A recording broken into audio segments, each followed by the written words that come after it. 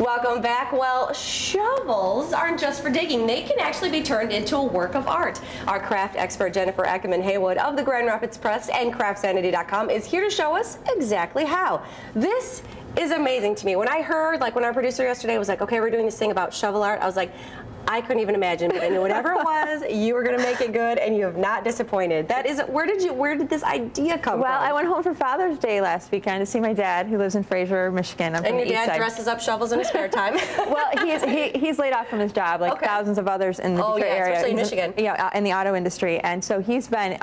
Now you guys know kind of where I get this. Ah, yes. Now we're seeing it. It's the bloodline. Yeah, it's definitely in my bloodstream for sure, to be crafty and artistic. So my dad, I went home, my dad had made these shovels, and he's giving them out to people. And I watched him and I thought, well, show me how you do that. You know, so we went out to the workbench and started making some shovel art. So I went home and kind of continued working on it. So today what I'm going to do, yeah, there's a picture there of my dad and one of his shovels. There's your dad. In that one, he's using spoons for the eyes, broken spoons, a paintbrush nose, and he's got like a thing to wash your car, one of those sponges you can get. I was trying to figure out what was on the head for the hair. Yeah, so that was kind of the wild hair for that one, and then the knob. Hair. Yeah, so this one, what I did is I used this as a mop head here. These are just garden.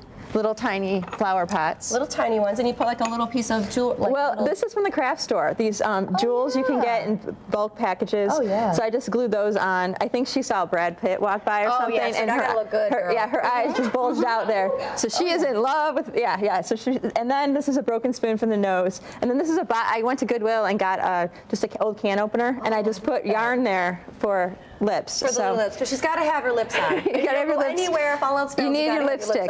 Yeah. So what you can do, you can either go to Goodwill or your own garage to get your shovel. I picked up this one from just a local home improvement store, and I just kind of got started here. You can use washers. Oh, there's so many spoons things you can use. Strainers are great. Here, this is another. Can opener. Like a can opener. Yep, a bottle opener. Yep, and then this is a drawer pull. Okay, like little. Yeah, just for a wild-looking mouth. Okay. And then for hair, you can use combs. Okay. So we'll kind of. You gotta get like the buzz cut effect with the comb. Yeah, the buzz cut effect here. So I'll just stick this on. I'm using tape, but I use super glue. Gorilla Glue works really well. You can use any kind of super glue that's waterproof, so you can put it outside. And that'll kind of hold up a little bit more, especially if you want to stick it outside. Exactly. So you can put hair all around if you wanted. Excellent. Or you can put an ear on. You know, I wanted to get with this one. I thought this one needed some glasses. So, here, when I'm getting home, I'm going to kind of fasten those on. Perfect. Here, and then for hair, you could use a mop, and this is how they come. You know, just. And that's easy. You can do anything. You can give them a little style, and I like some of the other things too, because you've got the spoons that you mentioned that your dad used for the eyes, and you've got some other options here too. Like there's like drawer pulls that maybe you could use for like either hair or a mustache. Yeah, and with the spoons, if you use just a hacksaw and saw off the end of the spoon, you can make these earrings already, or your earrings. And this is just the broken. This is just the handle. Spoon. Yes, and then it just hooks right into. Well done. Yeah. Well done. Now, what is this Sunday's column going to be about? Well, this Sunday I was inspired by my dad, so he makes a little cameo appearance in my column, and then.